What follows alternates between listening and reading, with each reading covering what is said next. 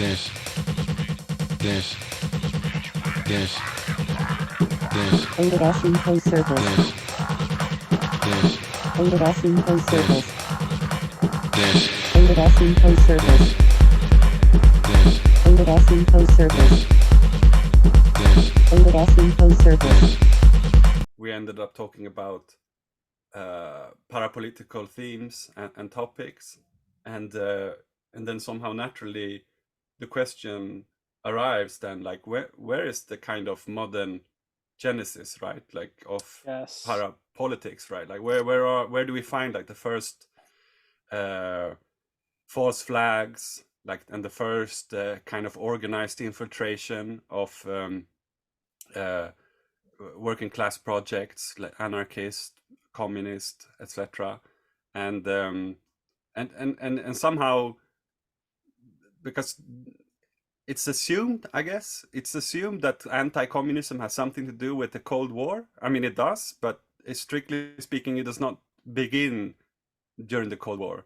Because of I was surprised when we read, when we started researching this, how sort of singularly focused around the actual person of Allan Pinkerton this reactionary movement we're talking about was. That like he as an individual shaped it so much, and it seems like that his detective agency was probably the prime one, and some of the competitors were his employees that struck out on their own. Right.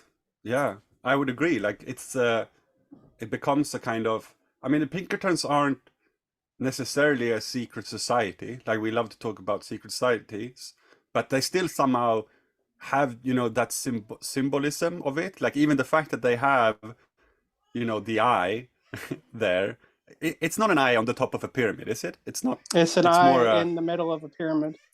Right? Yeah, okay. Yeah. So, and I mean, there are even editions of Das Kapital where you have that eye on the book cover, and so it's of course a very, in the symbolism of our current predicament, this is a reoccurring symbol, and this symbol of course reoccurs as a signifier for the work that the Pinkertons did.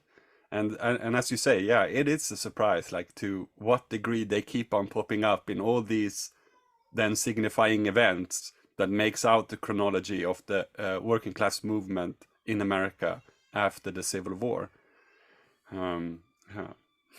Yeah. Crazy. So this Let's say, like, a general means of exchange, like potatoes in the West or rice in Asia, it's something that, regardless of your subculture, everybody relates to, but it does not yet reach a kind of universal degree of exchange. Like, it's general, which means, yeah, you're probably gonna find somebody who likes potatoes, and yeah, you're probably gonna find somebody who likes rice. So there is the network of links of commodity exchange are definitely there, but it does not run as, without friction, because there has to be the social interaction of, is this good rice? Is this bad potato? And how much do you like potato? Do you have other subcultural means of subsisting? Whereas after the Civil War, you have the introduction of this universal means of exchange. To comment on the contradictions leading to the Civil War, yeah, Andrew, the Bank of the United States, I saw in one of these articles I researched, fully 1/3 of the capital in the Bank of the United States was lent to slave owners in the South, and in particular to the new frontier of slavery that was expanding in Louisiana and Missouri. And one of the contradictions of the Civil War that's rarely commented on among the, on MSNBC or whatever, is that the slavers were constantly trying to invade the rest of the continent. They had designs to invade Mexico. They had designs to invade Cuba. They wanted to invade Nicaragua. I mean, it's almost like the fantasies of Oliver North or whatever for how the U.S. should invade Latin America. This was the policy of the kind of vanguard of these slave owners. Because if you think about it, if you practice slavery, right, you are the master who has oppressed these people in your concentration camp, these enslaved people, and you have a few white lackeys who are your enforcers, but they are going to want to get your position because it's not nearly as lucrative to be the lackey of a slave master as it is to be your own slave master. So you have this like hyper accelerated settler colonialism that they were constantly trying to send out new forays to new lands so that their lackeys would not kind of rise up against them in a sense. So this is this they would come up with these filibuster schemes that these kind of I don't know if you would call them lumpen proletarians, but they were sort of like it. They were kind of scoundrels and stuff, layabouts. They would kind of come together into a filibuster and try to invade Cuba with maybe 100 people or something. And this was so naturally reinforcing that even as the North was trying to compromise and try to create some kind of cordon for slavery where, oh, we will contain it in this region and we won't mess with you, but you'll let us develop on our own trajectory. They would simply refuse to listen because these, the people who were of a marginal status that were white, they have to be wrapped up in this rabid ideology of racism. And then they want to get out and get their own land, Yeah. So, yeah. And also, I guess, I mean, because ideology will not suffice in terms of keeping them materially happy. You need, and I mean, this goes back to like the Roman Empire, right? Like how it's almost like a slave economy needs to become somehow imperial, and it needs to continuously expand, almost like a scavenger, right? Like, I mean, it is funny, of course, that the bald eagle is a scavenger, right? Like it doesn't really hunt prey, and it eats like roadkill and things like that. And so, because of the like inherent contradictions of a slave economy, the only way for it to be really lucrative is if you don't have to pay for the whole project of raising slaves, and you need a kind of fresh supply of slaves, and preferably land. Like it can't really sustain itself because, as you say, there are lackeys to be, you need to pay them off, and of course the policing of all these slaves who, it's not a natural condition for human beings to be in, so that you're gonna have to impose a force that keeps the order of business as it is, and that's going to cost money as well. And so, yeah, I mean, there are so many things, I guess, that we could say about the Civil War, that are I know less about it, obviously, because I'm not from America, but it doesn't seem it wasn't sustainable, and somehow those contradictions are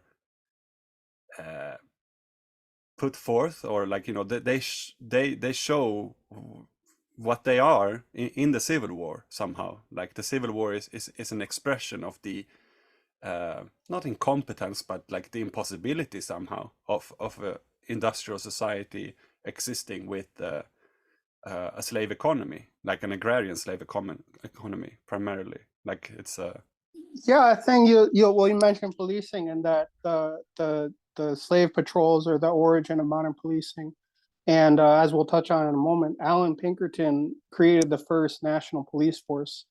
And a lot of these philosophers of policing, they point out that there was a totally different, there was no institution for quote unquote public safety prior to the Civil War, that you had sort of basically a voluntary compact between the people in the town that they would kind of be more or less peaceful.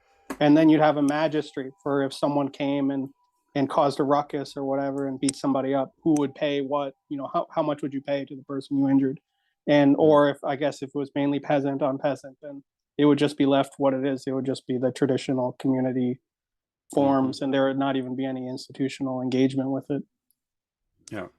And so, that these to regulate kind of like a defined class, they say that the origin of policing is when you start having a class of people who are kind of in a permanently subjected state, then you sort of need a class of violence workers who is going to regulate them, because you can't simply rely on the, kind of voluntary social compact of if you don't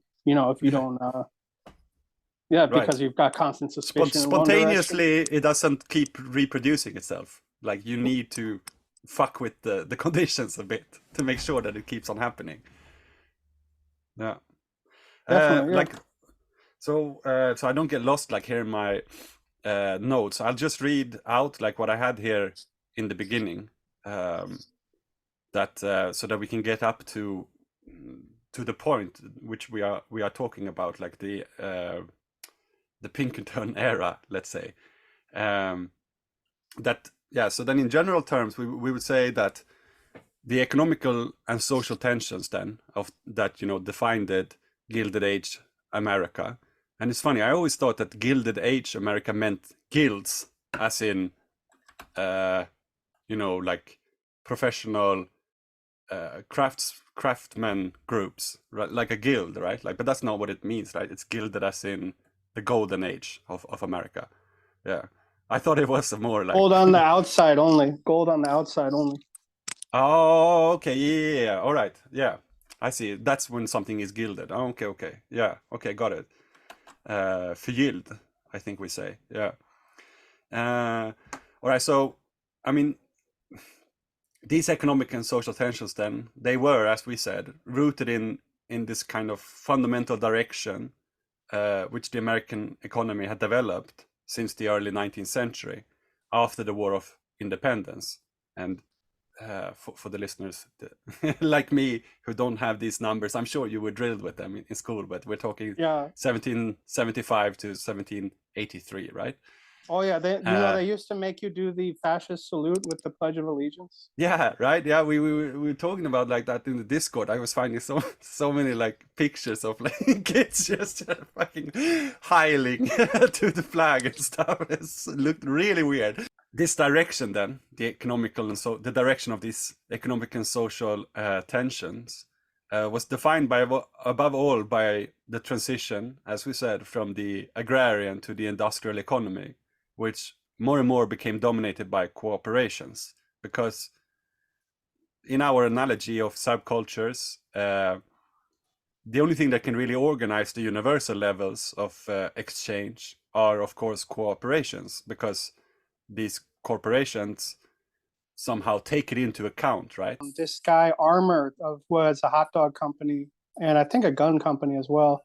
He had the idea to just go around rural New York and purchase all of the pork, and then he would have a contract for you to deliver the pork to him, and then he would sell it. And you can imagine like how destabilizing to the social fabric that would be.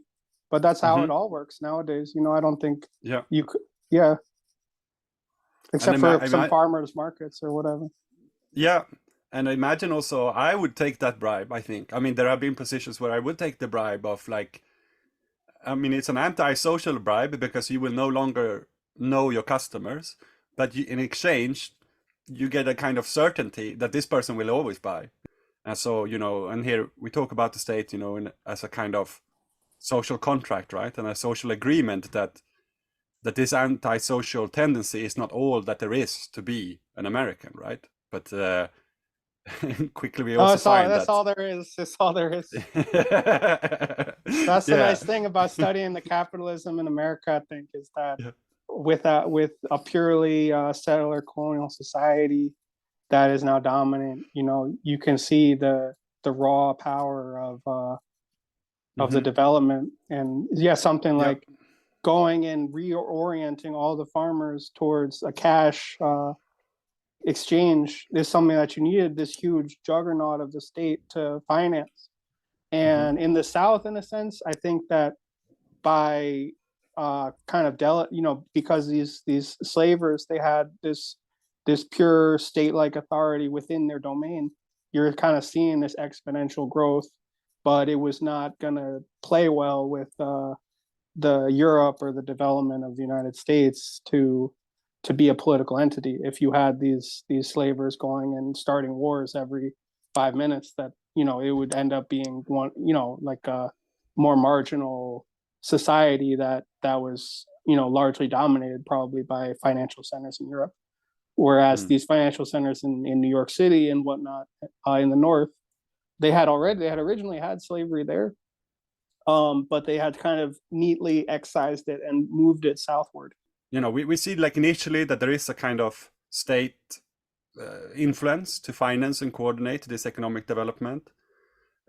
We also quickly see how private corporations emerge then as the principal engine of the American economy by the close of Andrew Jackson's presidency.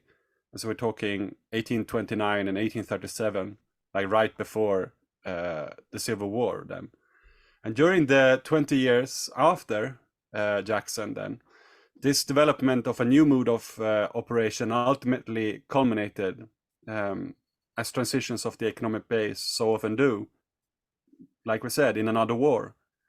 And this was, of course, the American Civil War of 1861 to 1865, through which, for an overdetermined set of reasons, these private corporations and conglomerates also became the great political power. And so we see that they have already, the economic structure is already there to make sure that they are the great economic power. But when you have a war, you sort of also impose onto civil society, I don't really like the word, but like, to everything, the psychosphere, you also, and the legal apparatus, you become the political power as well, like it's the way that you want to run it is the way that it's going to be run, because you fought a war to prove that this was the right thing to do somehow. Yeah, you had a nice statistic and that you quoted about the 1%, how much something like the 1% after the Civil War, they started to exist because Right. Prior to that, the distribution of property was more even. Yeah, I said it was, I found it here, it's like, whereas more than half of the nation's wealth had been held by the richest 29% of the population before the Civil War, just 1% owned the same amount of a generation later. And so, if we really do see here, at least in America, the first time that we see the creation of the 1%, even though it's, it was introduced to us quite recently, I think, in the common narrative, that this is somehow, a new thing. Whereas, I mean, if we really think about it, the new thing is that it's like 0.0001% or something. Like if you take the Forbes 500, most of them, you will find that it's like there are many digits of zeros before the one appears even. Yeah, I noticed that as well in the research, that it seemed like a lot of trends maybe have accelerated that were present after the Civil War, but so much of what happened after the Civil War was familiar in the lifestyle that's expected of the workers, Mm-hmm. Yeah. I mean, because they are already conscripted somehow into the war, and so this subjectivity of serving, basically the interest of those economic forces, and their opinion or their vision of how the future mode of production of America is going to look like. Like if you fought a war as a conscript to fight for that, then surely there's not a great leap in anyone's mind then to also be conscripted as a proletarian. And this was very widespread, that in warfare up to this point, right, is that you would try to just kind of get out of there as soon as you could.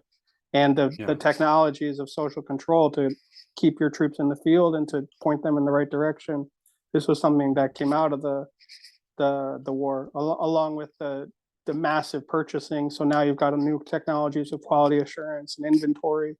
Yeah, I mean, yeah, because now they can take you into account, right? They can count upon you and you're accounted for. So if one was to list then some of the factors that condition the rising power and concentration of capital, one can point towards technology, which was an important spur, as was US integration into the global economy and the industrialization of agriculture, which revolutionized not only farming but also demographic patterns of national life. And there we have, what we already mentioned somehow, the introduction of the farmer from a general level of exchange into this more universal level where, your products are going across the borders of America, even though you probably initially thought of yourself as an American farmer. And with farming mechanized, it become it becomes a mass production business where yields grew exponentially and prices fell dramatically, and farming businesses rationalized and sold huge volumes of stock, becoming major exporters. And so American businesses realized economies of scale that only Russia could rival. And we know that the Russian agricultural system is like probably the most notorious like serf system that exists in the modern era. With these kind of global networks, a new kind of subjectivity is, starts to appear. You're, as the saying of so often goes, now you are just a cog in the wheel, like a cogwheel in the system, right? And people point to this idea that they had the first communist revolution because they were so backwards, but I think it's maybe more that they were very advanced in their time in many respects. If, for instance, in agricultural production, some people, W.B. Du Bois looks at the Civil War as sort of a social revolution. That part of the impetus was that the enslaved people themselves were actually sabotaging and rising up, and this was becoming more frequent and was part of this kind of explosive outward direction of the slaveocracy that it needed to expand outwards to grow because of these many contradictions within. And you can look at it that they were making one commodity and one very, very highly exploitative, but in some respects very efficient in terms of dollars in and dollars out. And this kind of social revolution that happened was partly because of partly because of that, because it was a social revolution. The war, happened partly because it was a social revolution. Yeah, because when you have contradictions and then the contrast of these contradictions are made ever so apparent, then people are going to be, they're going to feel like they need to revolt somehow. And so if one was to make the comparison, then that there is something similar about the Civil War in America, and also then the Russian Revolution, is that take like St. Petersburg, for example, Leningrad. They had, if I remember correctly, it's the highest per capita level of any city in Europe at the time of industrial workers. And then you go 30 minutes outside of Leningrad, and you will find, agricultural conditions that are pretty much the same since the fall of the Roman Empire. Not necessarily, but let's say the beginning of feudalism, like that takes place somewhat after the fall of the Roman Empire. And those social conditions and those economic conditions, though made ever more lucrative and ever more global, on the personal level, it still seems, that they are the same. And so the contrast is, how could we even imagine that today? That you take the subway a few stops from your work and you end up in a place that is separated by hundreds of years. It's gonna feel like something. I can imagine wrong it. I can imagine it because you can do that in Chicago in some ways.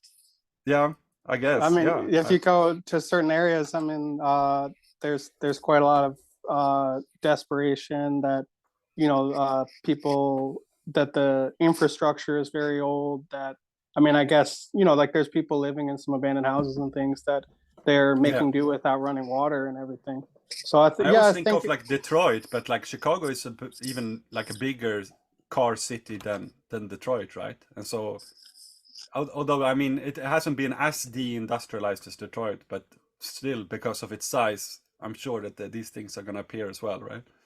Yeah, I think maybe it's unfair to say it's in the past, but there's certainly a lot of uneven development in the Midwest. Recluse did have a pretty good episode about in Michigan, the very rich community where Oprah lives, and the kind of people who work as the service workers and things, like agricultural workers that live sometimes without running water, sometimes in the extreme kind of extreme deprivation that you see in that respect.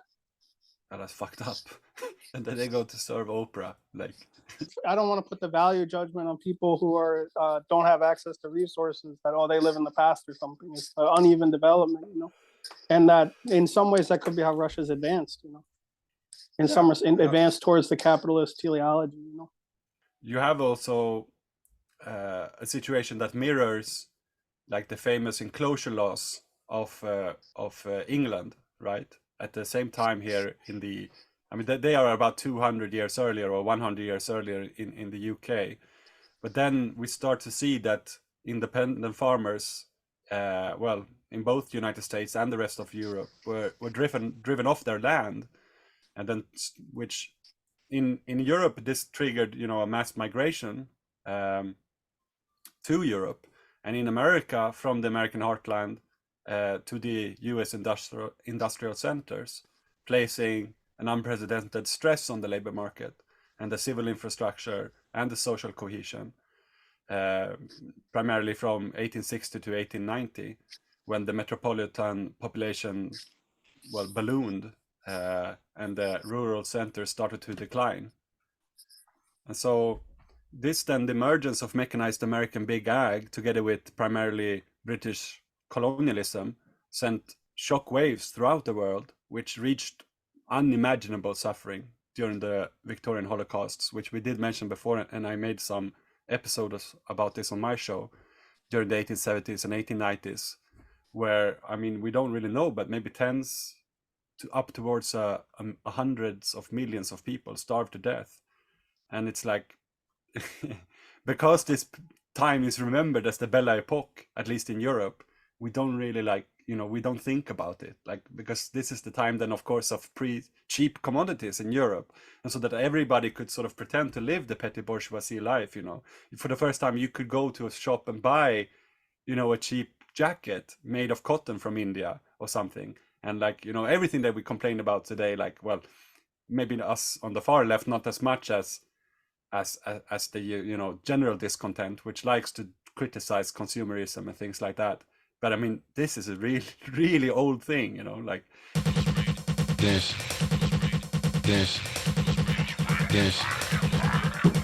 Info Circles. Info Circles. This maddening iPad juggling. I don't know. I guess the computer just decided that it likes me now. Okay. Okay, yeah. So the Homestead Law, the Swedish immigrant. Right. Yeah. He's been lied to. Yeah. He's been lied to, and I guess he's starting to realize the real political, economical conditions of America in the 1850s and 1870s, which we are talking about, or that we have been trying to give a picture of, like, you know,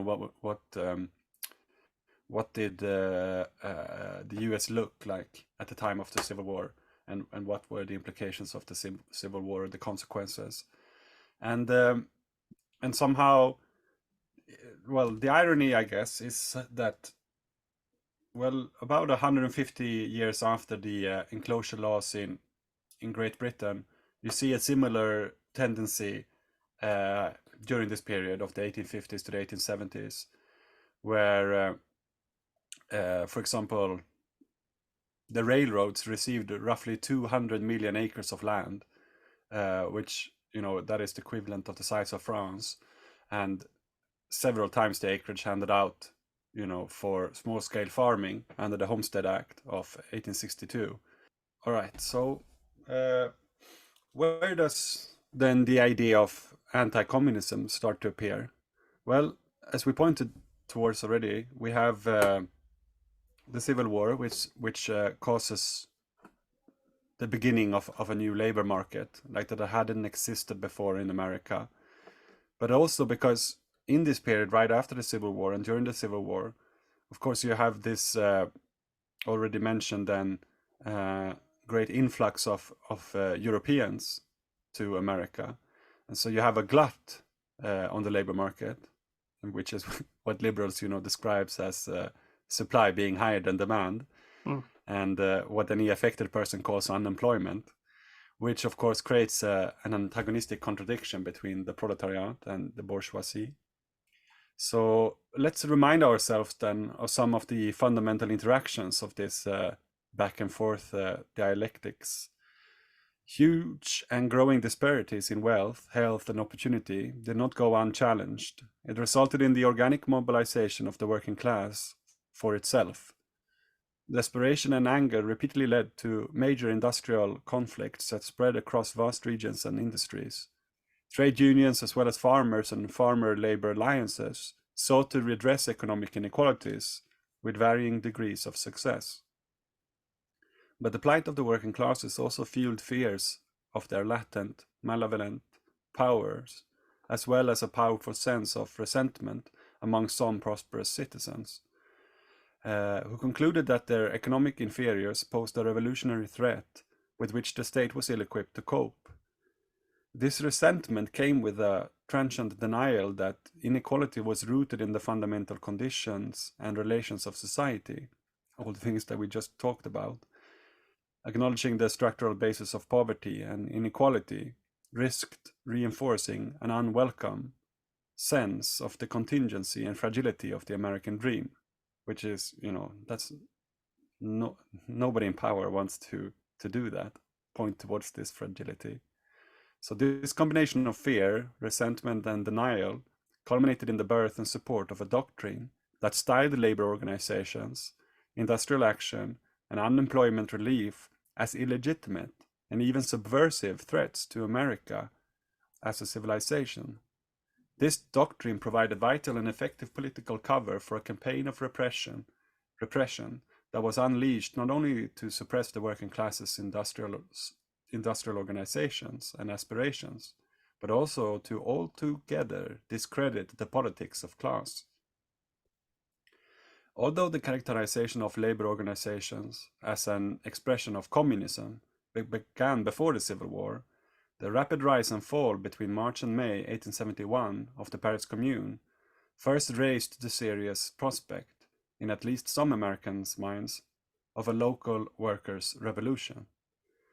The reign of the Paris Commune had barely ended before a professor at the Union Theological Seminary in New York shredded, quote, "Today there is not in our language a more hateful word than communism," end of quote. So this hateful word came quickly to encompass an apparent breakdown of social order signified by the formation of labor unions. The widespread presence of indigenous unemployed men and the congregation of recently arrived and ethnically exotic migrants in urban districts and industries. All these groups were rapidly and indelibly associated with foul terminology and rhetorically and physically attacked for their supposed inability and unwillingness to assimilate into decent society. With astonishing speed, anti-communism became an effective and influential political doctrine and strategy. It was woven sometimes uncritically, but often with great craft and persistence, into America's counter-subversive tradition of politics, in which fear of disorder, conspiracy, and tribal, often Indian, bonds give rise to violent and exclusionary rhetoric and action. As a form of counter-subversive politics, anti-communism was prosecuted by a blend of corporate, government, and social entities, comprising public-private or state-society partnerships of great power that were in many respects particular to the United States. We can see then that the unemployed have two roads. One is to join the aforementioned more organic organization of the working class itself, what perhaps most famously Mao called the general line. The other road is less general and less organic, and it is that road, the related recruitment and mobilization of the sub-proletarians, or chronically unemployed, by the bourgeoisie, which we will soon discuss then in more detail as the material foundation of anti-communism and the police security apparatus. But let's first look at some pre-existing conditions of anti-communism, which began already, as mentioned, with the European colonists' fear of Indian proto-communism and tribalism, and later also embedded in independent American political tradition, which is intolerant of faction within the polity. The founders' political theory did not accommodate, quote, institutionalized opposition to popularly based government, end of quote. This attitude later fed into middle-class distaste for labor unions, but it first fueled a tendency to equate institutionalized opposition to government policy with sedition. And I think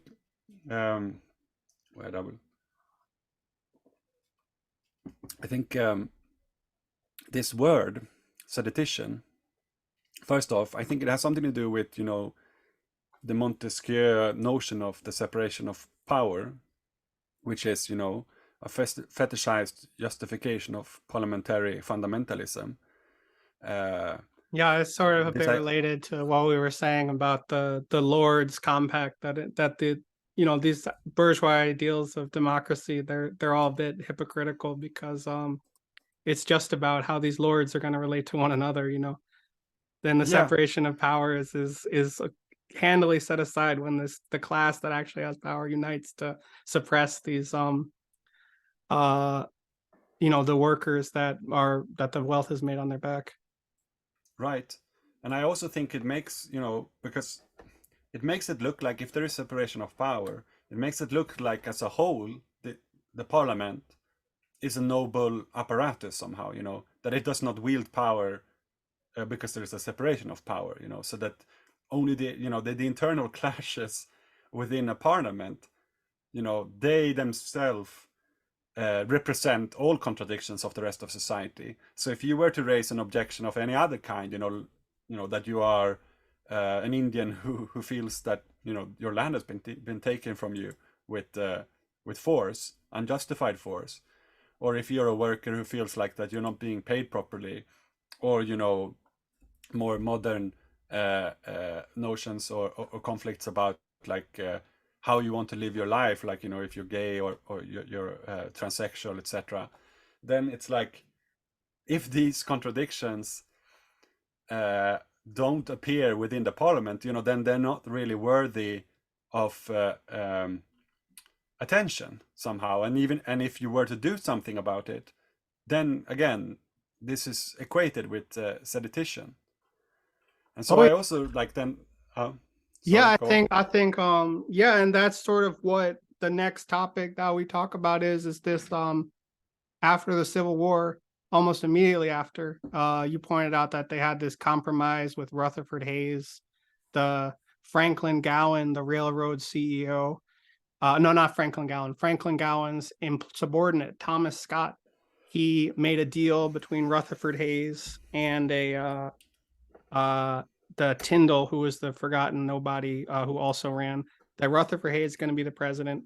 We're going to build a transcontinental railroad for Pennsylvania and Reading, and we're going to end Reconstruction, and we're going to let the South do as it pleases to its black population. And this compact is, I believe, pretty much like contemporaneous with this new thing happening in the 1870s, which is that there is this massive economic expansion. And then as the expansion reaches its limits, you start to see the capitalists go to war with one another. And a few topics, you know, that we want to talk about are the aspects of this war and its specificity, which is in Schuylkill County. We want to talk about Franklin Gowen and how he created this false flag with Allan Pinkerton. And we also want to talk about the Great Strike of '77. And but I guess the false flag is what is known as the Molly Maguires, right? And we watched we watched this Sean Connery. Get on your knees.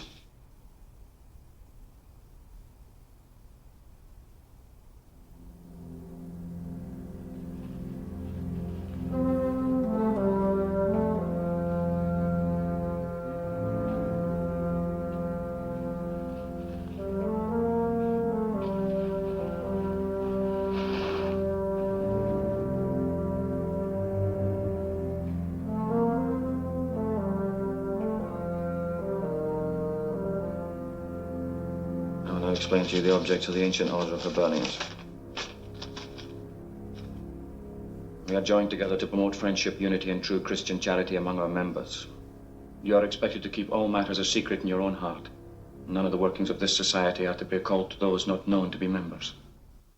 Film, really good with Sean Connery film, like so different from James Bond. Like Sean Connery just being, basically a terrorist, right? Yeah. I mean, definitely, like, even though they are, legally, according to the bourgeoisie, terrorists, you still, you feel their plight somehow, like you. If they existed, which Yeah, is if they something existed, this is what we're gonna get into, right? but Like, sort of to open up our discussion of the 1870s, there was a economic crash in 1873, and I'd like to provide some colorful commentary from Allan Pinkerton's sort of travelogue and observations of this new phenomenon of the tramp, what he calls the tramp, and yeah, this he's is going to be important. he's going to be sharing how he feels about the tramps, the new tramps that he sees everywhere. Yeah, yeah, yeah. Please do, because the tramps are so important somehow. Yeah. So yeah, this is what he has to say about the this new population of people who are displaced from their homes. He says, "Still, I am certain that in all tramps there must be this underlying principle of genuine love for the outdoor world, whether it be natural or acquired. There must be some other motive than a mere instinct to provide against hunger, although the motive may be very dim and indistinct in the tramp's own mind. To one who is forced to walk 20 miles a day oftener than a less number, there cannot but be some impulse considerably higher, or at least different, from that of filling one's belly during the day and sleeping in a hayrick or a hedge at night. I once met in Mississippi one of these careless, happy-hearted order. He was old, grizzly, bronzed, weather-beaten, but cheery and happy as a lad of 12 just out of school for a lark, and with his ragged clothing, worn stick, and neatly made but dirty bundle, seemed to feel richer and more satisfied than some men worth their millions. I asked him if he really liked this sort of wandering. Like it, he replied in amazement, I couldn't live no other way. But what good is it to you, I insisted. Why, I ain't rich and can't see the world any other way. How can seeing the world be of any benefit to you if you tramp it this way all your days, I inquired. This seemed rather of a puzzler to the old fellow, but after a moment's hesitation, he brightened up and answered, why, I don't know that exactly, but I do know that in 20 years tramping, I've got more here tapping on the frowsy forehead with the stick than a dozen of your big city men, and it would be worth 2 if I could use it. So this is Allan Pinkerton's opinion of this massive phenomenon of homelessness, is that everybody just seemed to like vacationing It's with like pastoralism, kind of, right? Like that. Yeah. This is also around the time, when that becomes like an art movement in Europe, and there's this kind of naivety about, like, what that life is like. But at the same time, as we will see later, you have these vagrant laws that makes anybody who is not employed basically a criminal somehow, right? Yes, and perhaps perhaps for contrast, we'll hear Allan Pinkerton's opinion of the communist movement and what he feels that communism means, and what kind of whether he has such as rose-colored glasses for them. Yeah, right. So I think, yeah. So let's talk then about, let's start talking about the Molly Maguires, because whether they existed or not, they sure caused the existence of the Pinkerton as a long-lasting anti-labor force. This is their kind of, they have existed before, but this is the first time that they get like a big breakthrough. This is their first big move. I mean, he was very local in Chicago. His first job was spying on workers in the train conductors working for the railroads. And I guess this was something that I think illustrates how different this kind of capitalist crystallization period was that apparently it was very common for the railroad conductors to sort of pocket some of the fares or whatever, because they're on the train and they're keeping the peace, and they're the one, like a tip. Yeah, like a tip, exactly. But he kind of hired on these snitches and spies to go and work on the railroads and spy on their coworkers. And he kind of invented this system. And one of the first actions of the railroad union was that they wanted to popularize and raise awareness of this snitching system that Allan Pinkerton had invented. And the first prosecution for embezzlement was against a railroad conductor who was pocketing fares. Oh, really? That was the very first. Wow. I didn't know that. Yeah, and it was a Yeah. real cause célèbre. The laws had just been passed, and it was a big cause célèbre because the railroad workers, of course, didn't feel that this fit the definition of embezzlement. Mm-hmm. It's quite a stretch, Okay. right? Yeah. Yeah, it is. Certainly. And I wonder, like, it seems like, that's also such, bourgeois denialism that, the man who is really like in charge, not only of the, the material worth of the train and the railroad track where he's going and the commodities that he's transporting, but also the lives of all these people.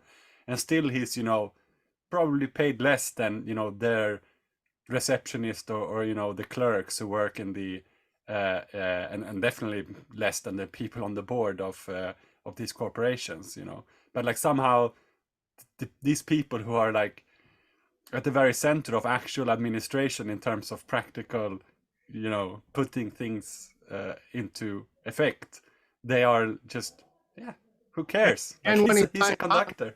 and when he signed on, he probably had the impression that this was normal behavior since it was, and it was one of the job benefits. Yeah, right. I mean, for sure, like so much is, unwritten rules, at this time, which, benefits both classes in a way, I guess. Yeah. Yeah, and that if you think about the non whatever alternative to capitalism there is, it's all about social relationships and what's the appropriate behavior, and Yeah. it's not And he about has social contact with the people who makes use of the train. yeah, So, exactly. mhm. All right. So,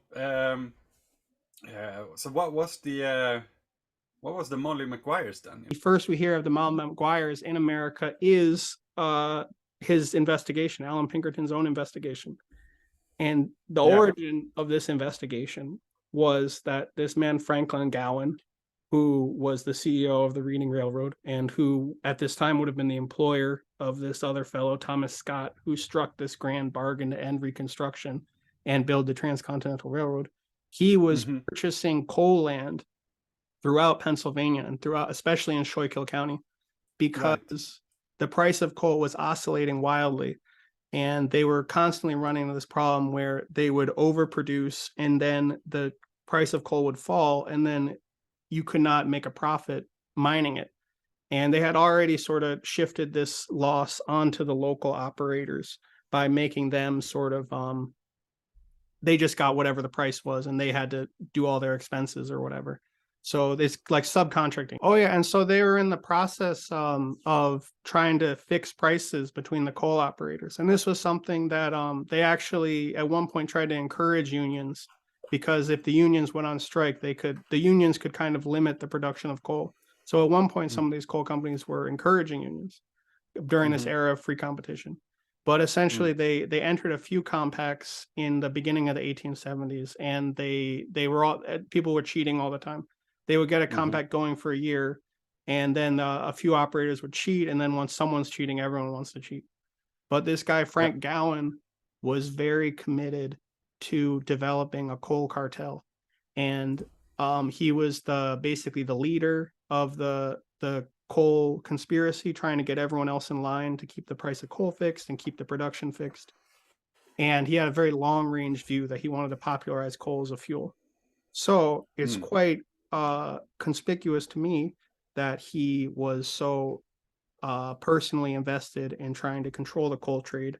And at this point, he created a dummy corporation to start buying coal fields, even though the Reading Railroad wasn't supposed to be buying coal fields. And he was doing things like giving preferential rates to his own coal and giving punishment rates to coal companies that weren't following his quotas.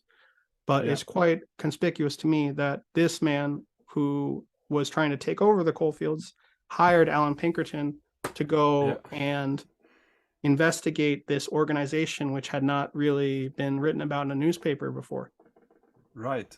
And makes basically out of nothing, it just becomes, the talk for a few decades, basically. Yeah, well, one of the interesting things about Allan Pinkerton is that he would write propaganda about all his exploits. So he has written like dozens of books, which are all, you can read them for free online. It's actually kind of interesting. I like to just read them all and see what's going on, because he basically invented this cop genre, this genre of the detective protagonist. Right. Yeah. That as he invented it as nonfiction, and then it's come to dominate all of our dream worlds forever. Right. Yeah. I mean, that's the one thing that even if you don't read books, everybody has read one detective novel, basically. And I mean, right now, like Scandinavian noir, it's all about. Okay, then it's a little bit more state influenced, obviously, but still, it has this hard-boiled, American private dick image at its core many times, and then things that contrast it in one way or another, like the one who needs to break a few rules, to make sure that justice is served and everything, and I mean, Zizek makes a nice reading of that in The Dark Knight, right? Like with Batman, like when it becomes quite dark, those movies, it's a bit goofy before, and then all of a sudden during the Bush era, it takes on a much more dark, a much darker nature. Oh yeah, and the anti-hero. yeah, Edgy Batman. and yeah, right, and then there's this, it's almost like a direct comment on what's his face, Rumsfeld's almost platonic statement when he's like, there are unknown knowns, right? And in the platonic, there's supposed to be 4 different categories, right? There's supposed to be knowns, unknown knowns, and then known unknowns, and then unknown unknowns, right? Like the most mysterious category of all. Yeah, right. And then you have like, Batman is somehow the one who navigates this and can, even though, when things aren't really known, because of his very person as a private dick or whatever, as a wealthy private dick, he can still navigate this philosophical world and uphold jurisdiction anyway, right? What is it, the quote in Batman? They say that he was not the he wasn't the hero we deserved, but the one. No, what is it? It's like, I think it's the line, the hero we deserve. Yeah, and then the end line is that sometimes truth is not enough. Sometimes people need to have their fate answered. It's very related because all of these sociological essays about the origin of policing, they all start, like the first sentence is that one would believe that the origin of the police is that there was some massive increase in transgression that was just sort of people, they get boiled, they get riled up, and they just can't control themselves. They got to go take it out on somebody, And then the next line is, this is totally false. This is not what it was at all. That the origin of policing was, like we were talking about, that you have a class that's suspect, and they are the known, I guess they're the known unknown. But whatever they're going to do, that's unknown. Yeah, exactly. It's basically the fear of that that there is something to be afraid of, and so we better prepare for the worst case scenario somehow, of people reacting badly to whatever it is that we might impose with our monopoly of violence. We're in Pennsylvania, 19th century, Chillicothe County, which it's already like, that's a weird name, right? Like, I don't know, like when I read it, it sounds like Skull-Kill County, right? And, this is where the anthracite coal is, which is a kind of black coal, the highest of all coals. And railroads, in a way, they have a double relationship to coal, do they not? The transport itself depends on coal, and the most, valuable commodity to be transported is also coal somehow. It's like the other things that, complicates the matter is that we have, like in Pennsylvania at this time, a lot of immigrants from Wales, England, Germany, and Ireland, who have, like, their own beefs with each other as well, like on a pure, like, cultural level. And the Irish, for some reason, they always seem to be quite hated by other white people somehow.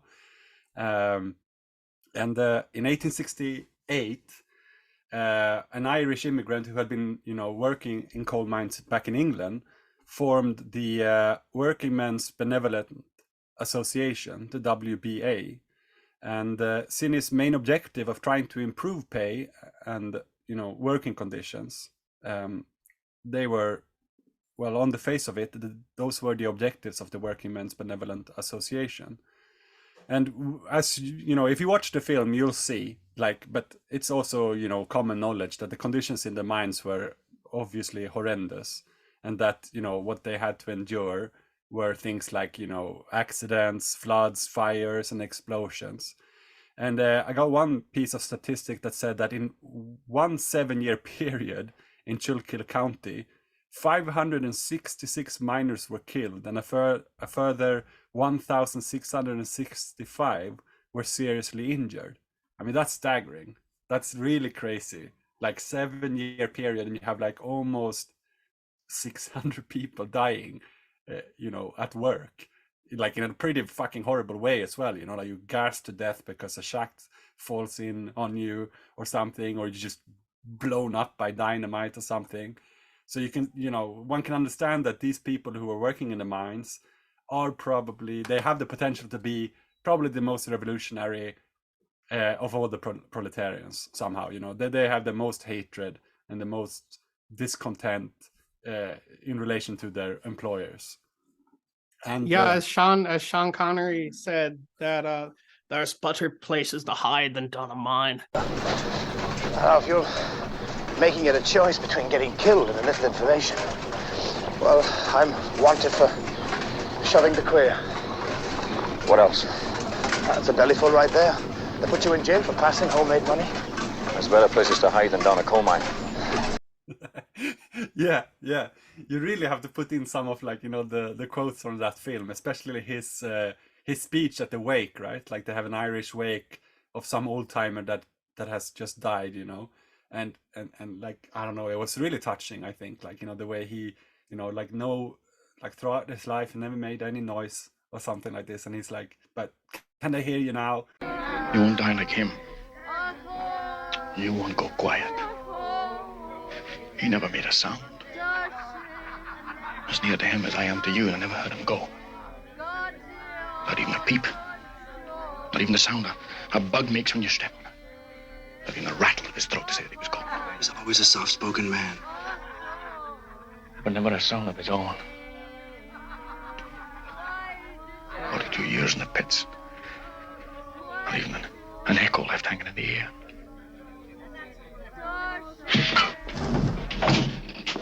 Let's hear a sound out of you now. Make your sound now, you old bastard. You're safe among friends. Tell us what you've been keeping to yourself all this time. Come on now, whisper it. You don't even have to sit up. They finished him, Jack. Silence is golden. Is that it? Seen but not heard. Well, they beat that lesson into you, didn't they? You poor miserable son of a bitch. Respect for the dead. He had it in his hands. He knew how to use the powder. He was the one that showed me how to blow myself up without him showing me. Why couldn't he use it for himself? Once, that's all. Just once. Once for his own benefit. Just to show them that he was alive. He didn't even know that he was there. Jack. An animal makes a sound. Well, he had it to use. Now, why didn't he use it? It was all he had. Didn't he know that? What more did they have to do to him? He took everything else. Look at him now. They haven't even left him a suit to be buried in. It's not right. Burying a man without a proper suit of clothes. No, it's not. And you'll have the suit. They owe him that much. And yeah, I don't know.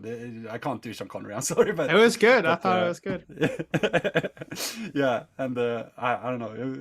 It was a touching film, to be honest. It really did a good highlighting of these things.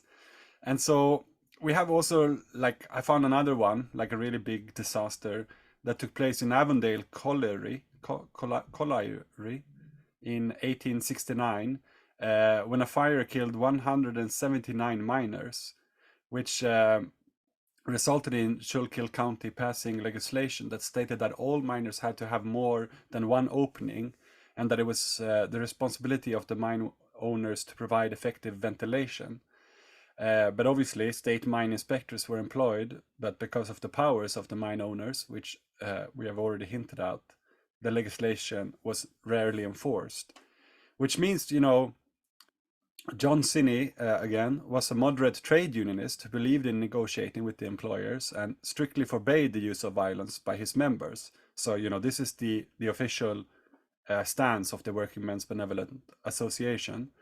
Well, I think this But is still- also one of the instances of the sort of dialectic economic thing, which was that the Working Men's Benevolent Association, they would have been encouraged at first because it could have been seen that this was a way to control the production of coal and decrease it. But as time went on, they started to realize that the only way that they're going to turn a profit is if they take the extra profit out of the wages of the workers. And so even moderate unionism could be a threat, sort of contributing to the possibility that they would need to create some kind of boogeyman that would be less sympathetic than the WBA, Right. Yeah. Because, because the case against them on paper wouldn't convince the masses. Because, you have I thought it was, or me and my brother both laughed at it. When they're about to go in the film and they're supposed to get their wage, and then they start reducting things, and they had to pay for their dynamite, and they had to pay for all these things that we would today assume, to be part of what the company provides to make their profit. Total wages for the week, $3.85. Next. McKenna. James McKenna. Oh, aye, McKenna. Coal mine, 14 cars at 66 cents a car, total $9.24. Deduct. 2 kegs of powder, $2.50 a keg, $5. 2 gallons of oil at 90 cents a gallon, $1.80. Repair 2 broken drills, 30 cents. Pickaxe, shovel, cap, and lantern, $1.90. Total deductions, $9. Total wages for the week, 24 cents. Next.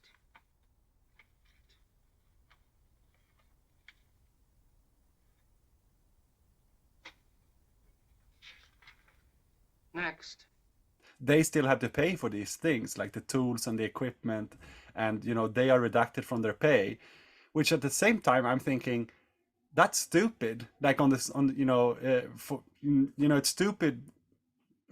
It is stupid of the corporations to do it this way, because you really raise class consciousness by doing it, because you're starting to put things into quite stark contrast, black and white economics of where are we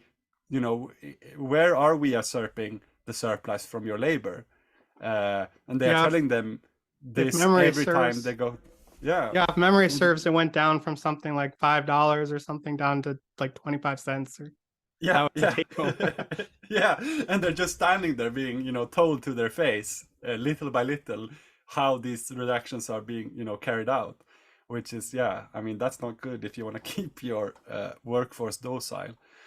And so Sinney then and the WBA, they promised that they would not allow miners who used or advocate violence to remain a member of the union. And so then we have our Franklin B Gowen, president of the... Did I say that now?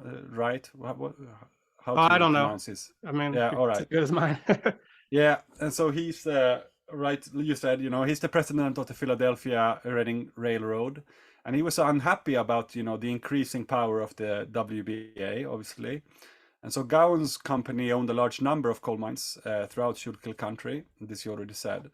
And in 1873 is when he contacts Allan Pinkerton to do a little experiment. We could, probably, I don't know, we haven't found, or at least this would be the first time in this episode, I guess, that we see the sign of this, where he decides to send an Irish immigrant, James McParland, to Schuylkill County. And this guy is supposed to assume the alias of James McKenna. It's funny that it's like James McParland and James McKenna. It sounds like it's not that far away from each other, but I guess it's a good thing to have the same first name so that you don't turn around at another name or something. It's probably a good thing. Yeah, he was involved in quite a bit of mischief. Later on, it was exposed, right? Yeah, we will see. We will, if on the face of it, from this story alone, you don't believe us, that the case is poor in terms of a false flag. It seems like this Mr. James McKenna, throughout his career, he was involved in these kinds of things. I think they do it. They made him look more sympathetic than he deserved in the film.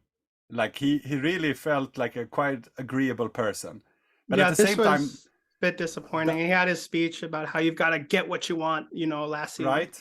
Yeah, you Yeah. gotta take life, take Yeah. it by the horns. Right, and did you know, by the way, because me and my brother were continuously thinking about his voice. We were like, we didn't recognize his face, but we really did recognize his voice. Do you remember like what other films he appeared in later? I don't know. No, I don't know. He's Dumbledore in the first Harry Potter films. So James McKenna then he finds work as a laborer in Shenandoah. Soon afterwards, he joined the Working Men's Benevolent Association and the Shenandoah branch of the Ancient Order of the Hibernations, the AOH, which is also an organization for Irish immigrants. And the AOH had its roots, and this is where we get to kind of Peaky Blinder territory. They had the roots in an agrarian nationalist organization, such as the Defenders and the Ribbonmen. I mean, they aren't, I think, directly connected to these, but well, they could be. But this is, the milieu back in 18th century Ireland, where they were organized to fight primarily the British Protestant landowners and their adjacent organizations, such as the Peapo Day Boys and the Loyal Orange Order. And, we know, obviously, that Irish nationalism is a tricky subject, even on the left. But it might be of some help to know that some Hibernations fought in the Proto-Francoist Irish Brigade in the Spanish Civil War, and that the quasi-fascist Blue Shirts movement of the 1930s may in fact have owed as much to the ribbon tradition, which is so much resembled, as it did to the continental analogies. Yeah, well, they mentioned the Orange is. Order. Anything orange with Ireland is generally proto-fascist. Right. Any kind of orange thing. Mm-hmm. And yeah, it's interesting that they would pick this organization. I mean, if the Maguires were in fact a false flag, it's interesting they would pick this organization for its right. Work, yeah. Yeah, it already makes things a bit more sus, I guess, that they are that there is this Irish nationalist and Catholic overtures.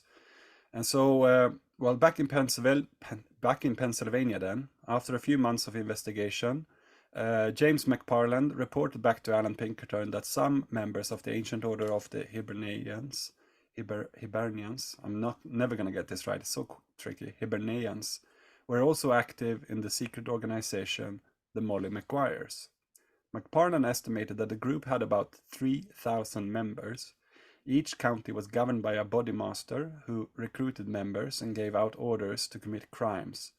These bodymasters were usually ex-miners who now worked as saloon keepers. Over a 2-year period, McParland collected evidence about the criminal activities of the Molly Maguires. This included the murder of around 50 men in Schuylkill County. Many of these men were the managers of coal mines in the region. John Kehoe, one of the leaders of the Molly Maguires, at least according to McParland, became suspicious of James McParland, the infiltrator, and began to investigate his past. McParland was tipped off that Kehoe was planning to murder him, so he fled from the area. In 1876 and 1877, McParland was the star witness for the prosecution of John Kehoe and the Molly Maguires. 20 members were found guilty of murder and were executed. This included Kehoe, a former union activist who was convicted of a murder that had taken place 14 years previously. There was a great deal of controversy about the way the trial was conducted. Irish Catholics were excluded from the juries, while immigrants who could not speak English were accepted. Welsh immigrants, who had for a long time been in conflict with the Irish in Schuylkill County, were also well represented on these juries.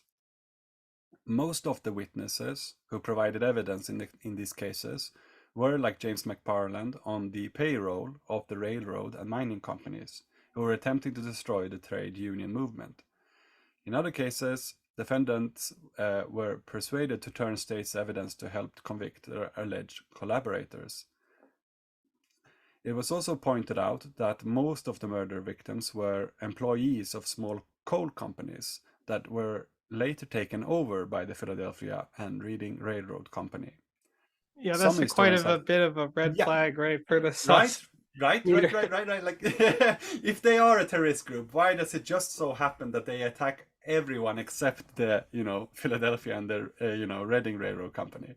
All the ones who are also, lucrative prospects of usurpation by this bigger, monopoly. Well, they are to become a monopoly very soon.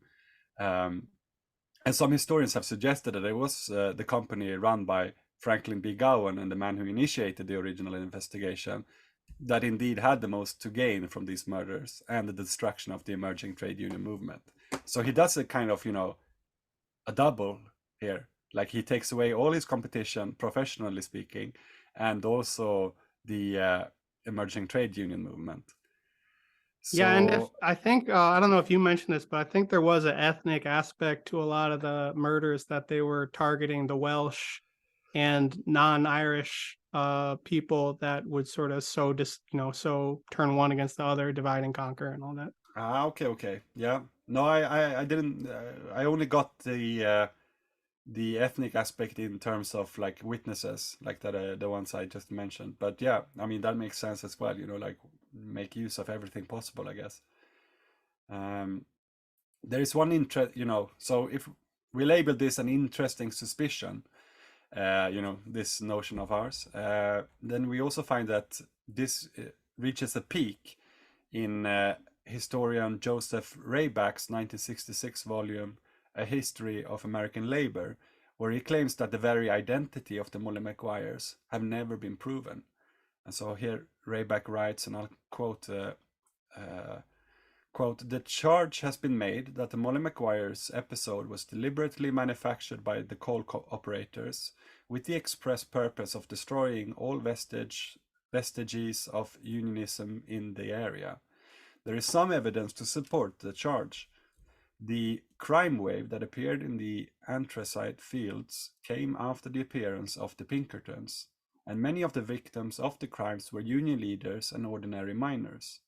The evidence brought against the defendants, supplied by James McParland, that is the infiltrator again, was a Pinkerton, or well, at least an informant, and corroborated by men who were granted immunity for their own crimes, was tortuous and contradictory, but the net effect was damning. The trial temporarily destroyed the last vestiges of labor unionism in the anthracite area. More importantly, it gave the public the impression that miners were by nature criminal in character." All right, so this theory then of the Maguires being a false flag operation to help kickstart anti-communism in the US, together with the very suspicious Tompkins Square Park riot, which we can touch upon now when we're done with the Maguires, would also have aided the monopolizing of Pennsylvania railroads under the Reading Company, the first major contractor of the Pinkertons, themselves the first private eyes within the growing anti-labor security apparatus. And we know that in 1906 McParland was called in to investigate the murders of Frank Steunenberg, the governor of Idaho. McParland was convinced from the beginning that the leaders of the Western Federation of Miners had arranged the killing of Steunenberg. McParland arrested Harry Orkyard, a stranger who had been staying at a local hotel. In his room they found dynamite and some wire, which is, again, any miner would have that since they have to pay for it themselves. McParland helped Orkyard to write a confession that he had been a contract killer for the WFM, assuring him this would help him get a reduced sentence for the crime. In his statement, Orchard named William Hayward, who is the general secretary of the WFM. Again, WFM is the Western Federation of Miners, and Charles Moyer, who is the president of WFM. He also claimed that a union member from Caldwell, George Pettibone, had also been involved in the plot. These 3 men were arrested and were charged with the murder of Stoynenberg. Charles Darrow, a man who specialized in defending trade union leaders, was employed to defend Hayward, Moyer, and Pettibone.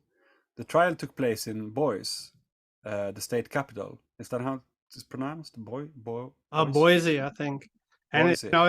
it's all quite convenient that I'm in my confession I named the president of the union as directly ordering me to commit the bombing. Yeah, right. Why would he have such a hands-on approach if they're like a secret society and stuff like that? Yeah. Well, they're not the secret society; they're like a an official union, but still, it seems very strange. It emerged that Orchard already had a motive for killing Stoynenberg, blaming the governor of Idaho for destroying his chances of making a fortune from a business he had started in the mining industry. During the 3-month trial, the prosecutor was unable to present any information against Hayward, Moyer, or Pettibone except for the testimony of Orchard. William Hayward, Charles Moyer, and George Pettibone were all acquitted. Orchard, because he had provided evidence against the other men, received life imprisonment rather than the death penalty. But I don't get it. Why is his sentence reduced? Because it's almost as if, as long as you blame the unionist, whether that's true or false, you get a reduced sentence, that's incredible. It's like, yeah, we admit that this is all lie, but because you lied in such a good way that you discrediting the labor movement, we're going to reduce your sentence to imprisonment for life rather than the death penalty. Also it sort of illustrates, that in all these Hollywood films, there's always these social bandits who are gonna pull off some great scheme of robbery or intrigue to like Fight Club or something. Oh, we're gonna blow something up and do the revolution. But it seems like the main ingredient in being a successful criminal is constantly snitching on your compatriots, and that is just antithetical to a social movement, Yeah, definitely. And then it doesn't even stop here, because this is what it is. It was 1906, right? That this incident happened. We also find out that later in 1906, that would be like almost 30 years after Molly Maguires, or 20 years after. And then also in 1912, Charlie Siringo published a book, A Cowboy Detective, a true story of 22 years with a world-famous detective agency, where he claimed that James McParland had ordered him to commit voter fraud in the re-election attempt of Colorado Governor James Peabody. This view is supported by historian Mary Joy Martin, who argued in The Corpse on Boomerang Road, quote, McParland would stop at nothing to take down unions such as the Western Federation of Miners because he believed his authority came from divine providence, within quotes. To carry out God's will meant he was free to break the laws and lie until every man he judged evil was hanging on the gallows. Since his days in Pennsylvania, he was comfortable lying under oath. In the Haywood trial and the Adams trials, he lied frequently, even claiming he never joined the ancient order of the Hibernians. It's sort of a Rumsfeld vibe, right? Kind of brings back that Rumsfeld vibe of the God has anointed me as instrument, Yeah. Exactly. He knows where the benefit lies, right? Like, or where, who is the ultimate authority that shall judge me for whether I'm, doing good or not. Well, it's the anti-communist doctrine, basically. Well, as abstract as that is. But we will see that later as well. And this Charlie Siringo, who had worked for more than 20 years under McParland in the Pinkerton's Western Division, based in Denver, claimed that the agency had been guilty of, quote, jury tampering, fabricating confessions, false witnesses, bribery, intimidation, and hiring killers for its clients. Documents and time sustained many of his assertions. End of quote. All Well, right. to me, that's quite damning. That if you're involved in murder for hire in Yeah. your later life, and then you sort of claim to have infiltrated a band of murderers and cutthroats, it's quite Right. quite suspicious if that's sort of your bread and butter, kind of your stock and trade. Yeah, definitely. He has the. I mean, he doesn't need anybody else. He's got the capacity to carry out these things on his own. Yeah, I had some first because we got into this quite heavily, so we started to look into some. Me and William got onto newspapers.com, looking up like old newspaper from 1874 or the 1870s in general.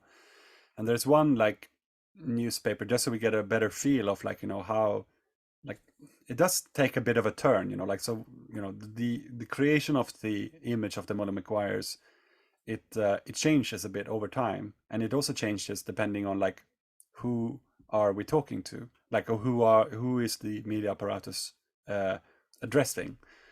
And so this is from the Pilot, 1874, November 28, headline, The Molly Maguires. And so it says that the Molly Maguires of the Pennsylvania coal mines are doing terrible work of late. The record of the wretched society was always bad in Ireland. But here, where English and Welsh miners are taken in as members, the action of the body is nothing short of diabolical. Since the denunciation of the Molly Maguireism by the Catholic clergy, the members have become determined to perpetrate still more flagitious crimes. Never heard that word before in my life. And this is a very Catholic, conservative newspaper, as I understand it, which is why we quite a theme in the movie too, is the priestly condemnation of the Molly Maguires action.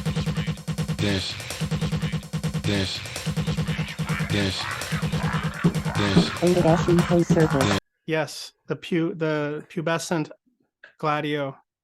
Yeah, something like that, like some kind of strategy of tension, definitely, because I mean the point you made that we later find him being involved in, well, basically killings, right? Like murder for hire stuff, which means that he probably didn't do it all on his own when he was quote unquote infiltrating the Molly Maguires.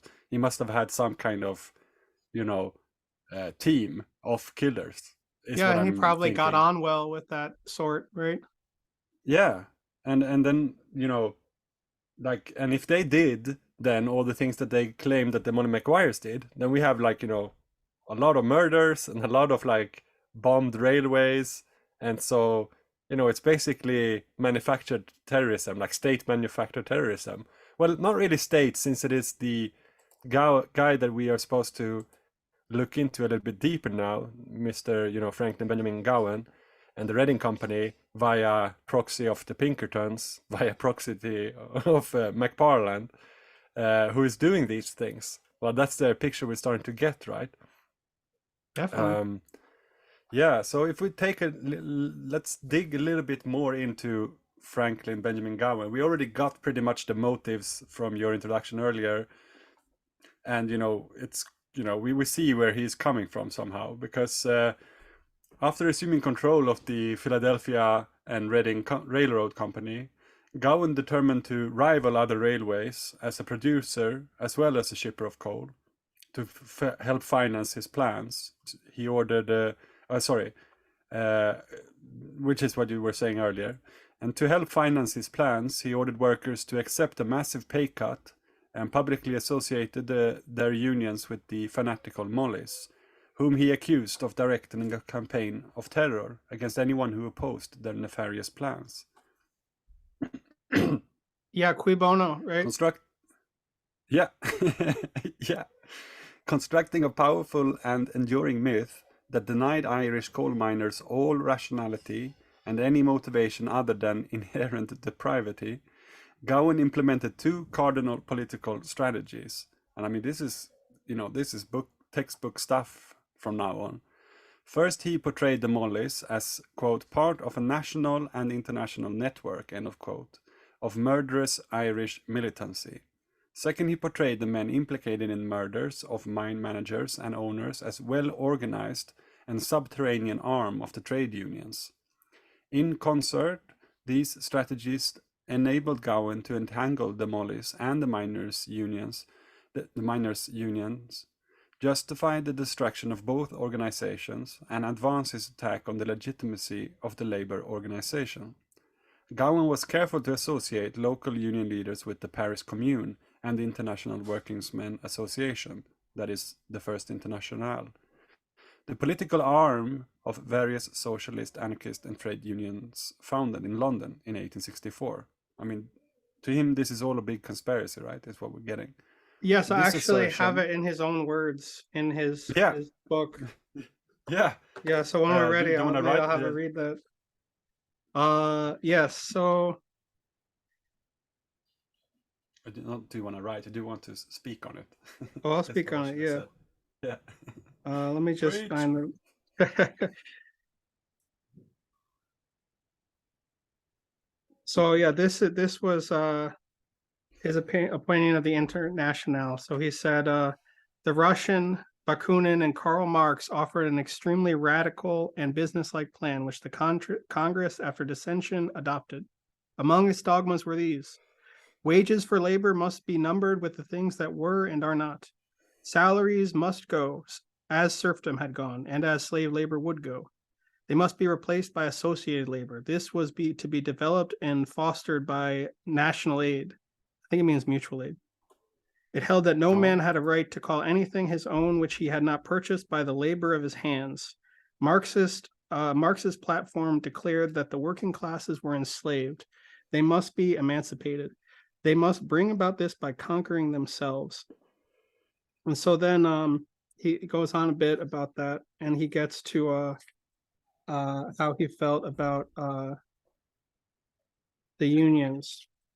He's well read though. That was interesting. It's Even not though such a bad summary, yeah. No. That he even got the kind of, the transition from in itself to for itself by this conquering themselves and, gaining class consciousness, basically. Yeah, and he has a very colorful account in the same book of his inside scoop on the violence and wantonness of the Paris Commune. But it was all a bit sensational and pointless. It's just the account of some particular violent episode and the heroic counter-revolutionaries. It's interesting though, like knowing that, such influential, robber barons like Gowen of the Reading Company really read the manifesto and like all that old, old Marx stuff. Like it makes it, it makes it feel more worthwhile reading it now, knowing how afraid they were of the things that they put down onto paper somehow. Yeah, so he says he blames the 77 strike on the International. He says they secretly schemed that strike up. But this is the strike we will come to, right? The big yes. railroad strike, yeah. But he has a very colorful 77. tirade about the communists, which I'm gonna just read here, and we'll and I'll have your opinion about it afterwards. Yeah. So it says the old socialistic leaders are loud in their eulogies upon the class of people they are good enough to call the martyred Molly Maguires, to exhibit their sympathy with that body and its companion association, the latter composed in the United States of the scum of creation, who stood at the front in the late troubles. They opened subscriptions in their favor. It is flattering to their intelligence and sense of the fitness of things, however, that the scatterbrained, restless few in their midst have not thus far succeeded in raising any considerable sum for the unsuccessful commune of America. Nor is it probable that their schemes are known to the civilized world, that much more will be contributed. They deserve nothing. It has been well said that communism is another term for scoundrelism. Viewing it in this light, the people of Europe are certainly correct in refusing its New World representatives money support.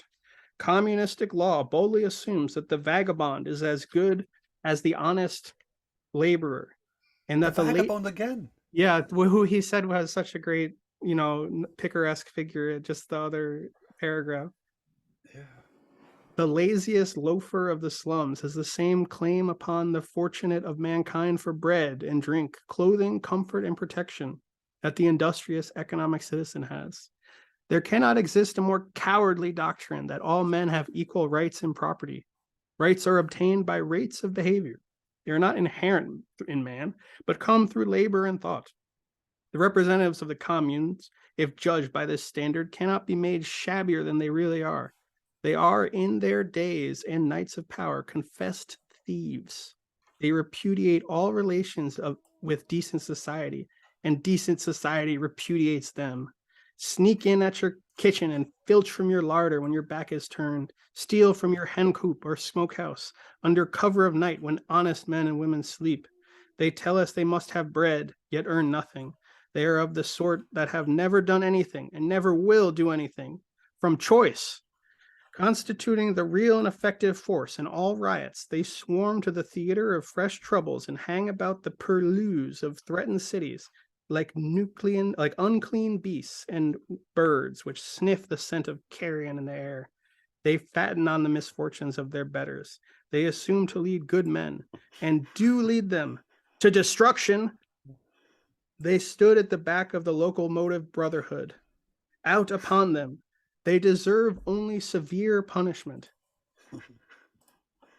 Citizens of enlightened European countries do well in refusing to sustain them with money. Wow. Such hate. Such hate. Oh yeah. Yeah, he has like 15 books that with his name on them. I don't know if that means he wrote them, but yeah. Wow. Oh shit.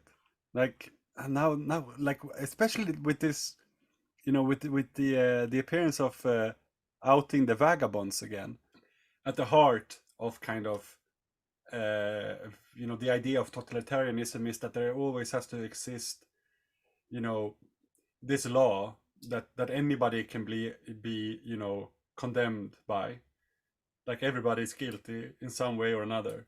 And I think here, rather than being, you know, in a world of thought experiments as to what you think, you know, it was like to live in Stalinist Russia, we don't really need to, like, you know, you don't need to think so much about that, because we already have this, you know, with this kind of the anti-vagabond laws. Like I remember way back in university, there was a guy in my class who he wrote his graduating thesis about anti-vagrant laws in Sweden, and how powerful they were in making sure that everybody basically had to be employed, because that's, you know, and I had some statistics later, I think somewhere in the footnotes as well, about like how many people were prosecuted with the help of this law in New York City, and it was crazy. Like, I mean, fuck, it was like, I think, if I'm not overstating it, it was in the millions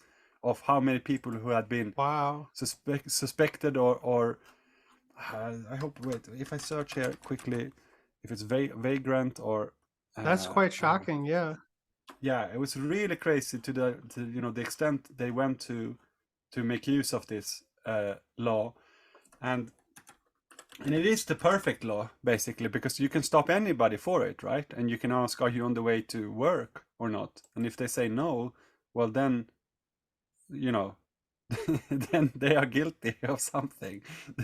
They are guilty of vagrancy. What does that even mean? You know, what does it mean to be a vagabond?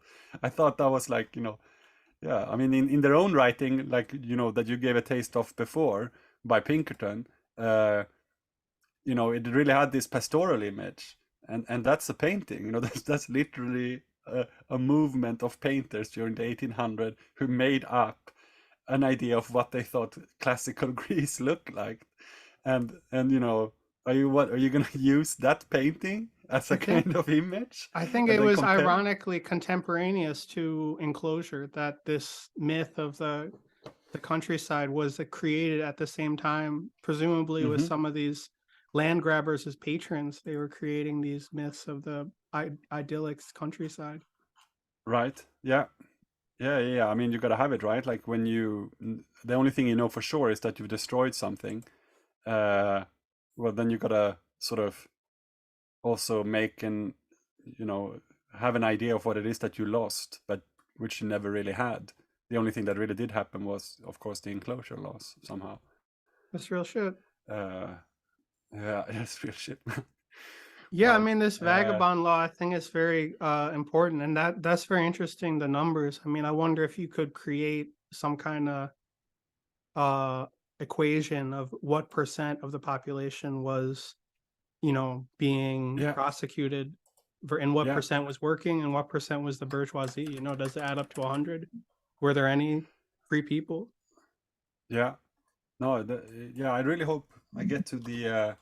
I mean, otherwise we will bring it up again when I have the numbers in front of me. But I remember reacting and putting it down simply because of how well used it was. Because I kept thinking up until that point, spontaneously, like, how can this be? How many? I mean, you don't see that many. I mean, of course, you see more than you should homeless people, and I've been homeless as well. But it seems like such a marginal thing that it couldn't be at the very heart of like how to make sure that we can prosecute communists. Uh, and now again, yeah, here it appears in this manifesto of anti-communism, or at least an excerpt from it. Um, I mean, he's just all right. frothing at the mouth. He's like one of these conservative Yeah. posters or whatever. Yeah, they're going crazy, man. Absolutely mental at the thought of it. And lead them he will to ruin. Yeah, it's so like bombastic, like almost like, like the apocryphs to the Bible or something, of like how to tell evil and good men apart. And I don't know, it's also like, I don't know, it's so funny to imagine them like in their little office or something. Like they have so many other things that they should be paying attention to regarding their you know regular business. Instead he spends obviously hours a day writing, what did you say, like at least 10 or 18 books on the Yeah, matter of like I where can't be bothered to pay those hitmen. I'm writing. yeah, shit. You would think it would be more complex than that. The man who's the father of American policing had a visceral hatred for communists and personally spread the conspiracy theory that the communists are responsible for every type of disorder in the world. Yeah.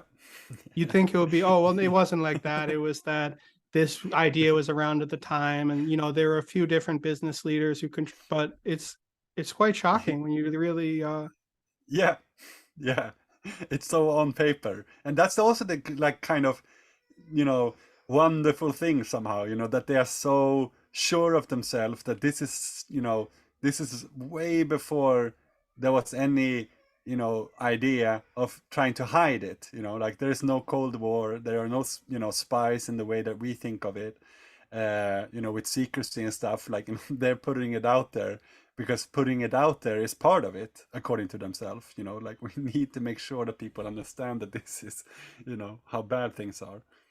Yeah, exactly. Yeah, putting it out there is part of it. Yeah.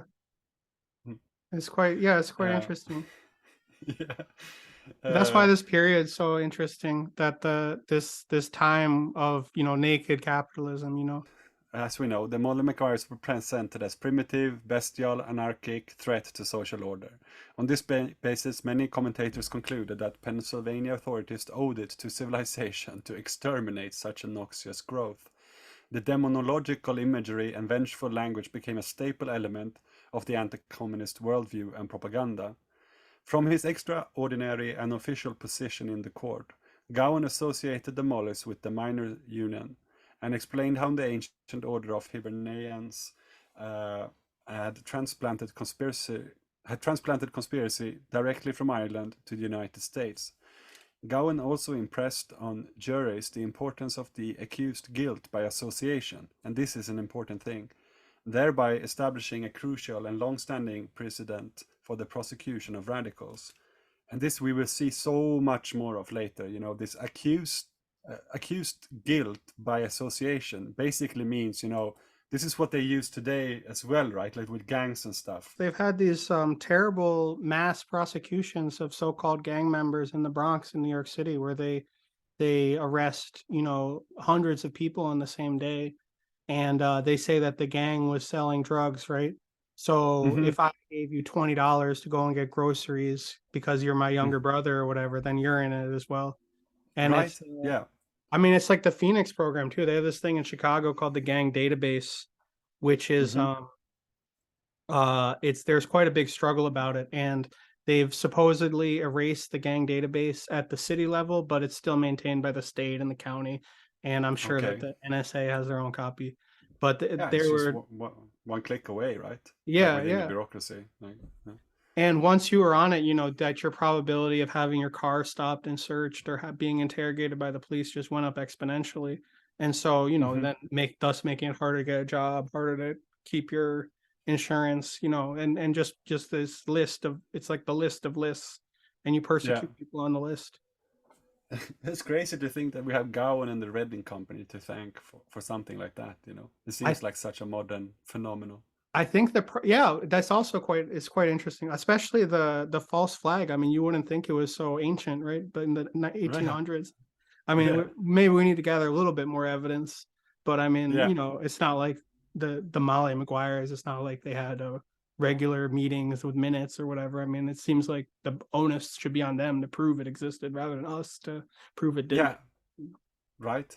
Definitely. And also, like,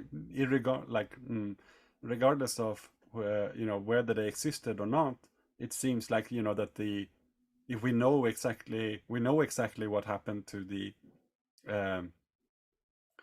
methodology of prosecuting these kinds of things, so they exist there, as a legal factor, and that's the most important relation for continuing the expansion of the police apparatus somehow. That there is a I mean that it's against the law. whether they exist or not seems to be secondary somehow. I mean, there's a dangerous class, right? So they must be inspiring. Yeah. Oh, this was something though that I think that both the prosecutor and the executive are named Gowen.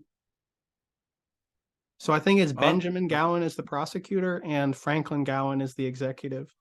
Oh, really? And they are related?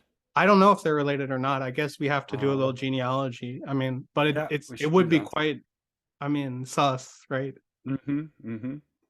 Yeah, because I have here, like, jurors in this and in all future such cases had to determine, and this is, Gowen stressed, not merely, quote, the guilt of particular persons, but also the far more transcendental issue of the guilt of the radical society itself, end of quote, which should by default be regarded as being, quote, on trial for its life, end of quote.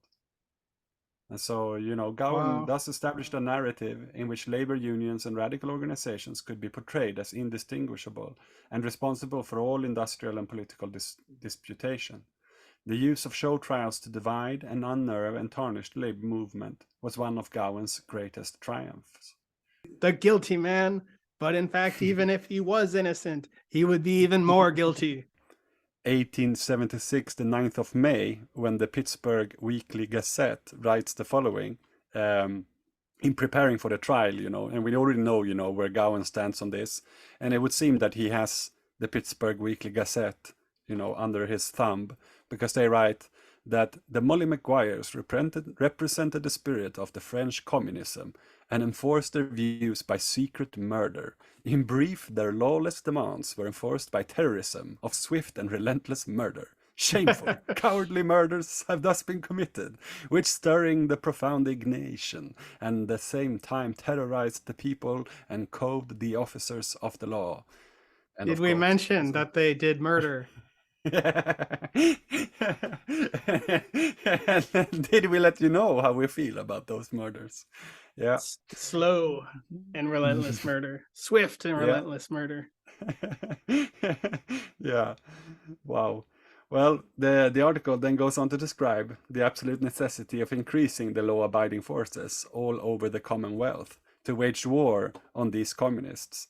And I guess here it's the Commonwealth, I guess not of the British Empire, but you also call those northeastern states in America, you Yeah. call them commonwealths as well, right? Pennsylvania, actually, specifically. Pennsylvania and Massachusetts, I think, are commonwealths. Oh, okay, yeah. So yeah, and this was what they based this upon, because now we skipped it over, but during the Square Park riot, right, it was said that, you know, the people who were instigating the riot, they were this is the most outrageous lie I've ever I came across during this whole research. Like, they said that it was funded by looted diamonds and gems of the Parisian commune. Yeah, Allan Pinkerton says this in the same book I was reading from before. Oh, really? This is I mean, really, like, how do you think that even would work? Like that while they were in the Paris Commune, they were, like, you know, burglars. Yeah, they went in the Paris churches. Commune. They went out the church. They went in the churches and they took the crucifixes and melted them down. Allan Pinkerton and then they shipped it over to Pennsylvania to buy the TNT. Yeah, it's crystal clear. Which they would need to buy, right? It's not like it's just laying around. Yeah, exactly. But then maybe there's no guilt of association, you know, because this is just good, honest merchantship selling weapons and TNT. Yeah. When Allan Pinkerton does it, it's okay. When he's sneaking around with bombs and planting them. Yeah. All right. So, I mean, and if we do feel that, you know, this is somewhat far-fetched, let's see what the grounded and much respected New York Times had to say. All right. The New York Times, Beaver Meadows, Friday, November 5, 1863. Last August, a peaceable, law-abiding citizen residing in Beaver Meadows, oh yeah, you're right, was made the object of an attack from a riotous crowd of Irishmen who, under the name of Buckshoots and Molly Maguires, have disciplined themselves into an organization, in but few instances dissimilar to the Indian Thuggee. The assault was made at night by a detachment of these ruffians, with the evident design to take his life. All right, so this is incredible, because you know, they are not only a secret society of communists, you know, but it's a secret society of communists based on the thugs, or the thuggees, you know, like the Kali worshipping, you know, supposedly cults in the north of India, which, that's the thing, right? Like, they must have thought it a lot of fun at the time, but we know today that even this phenomenon never really existed. I mean, we've seen them in Indiana Jones 2, right? The Temple of Doom, when they're eating the monkey heads. You know, today's, like, even scholars at British Cambridge scholars, they have started to question if the Thuggee phenomenon ever existed. And there seems to be more than ample evidence that it was also a disinformation campaign by the colonialists to expand the British repressive apparatus into the, you know, semi-autonomous regions of the non-European Maharajas. You know, like the assumption was obviously that if we have Maharajas, you know, non-European rulers, there's going to be, you know, the crimes in those places are going to be even more horrific and, you know, more vulgar, or I don't know, you know, what we just said. The first humanitarian, the origins of humanitarian imperialism, right? Mm-hmm. Yeah.